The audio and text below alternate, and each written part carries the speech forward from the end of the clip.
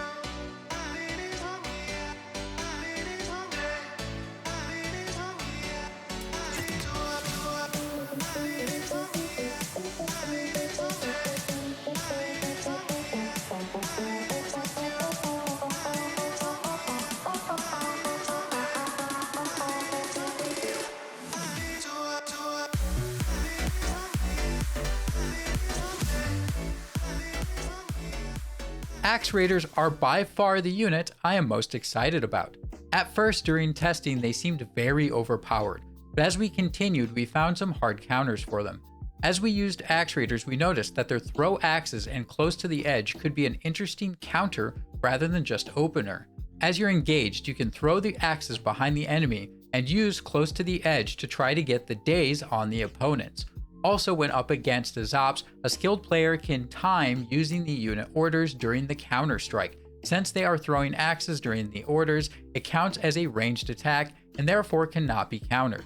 Axe Raiders did end up faring well against Condottieri, Paladins, Stalwarts, and Berserkers. They beat but sustained heavy damage from Azaps, Imperial Pike Guards, Tseregs, and Greyhairs. Their counters seem to lie with Palace Guards, Shield Maidens, Modao, and Silahdars. This unit really feels, at the moment, like a fairly balanced unit of rock, paper, scissors. They have solid counters and units that can severely hurt them. But that being said, these are just one-on-one tests versus the meta on the battlefield. Only time will tell. I hope this video gave you some insight into the Axe Raiders. Big thank you to Night Stalker. He did all the unit testing with me during the event.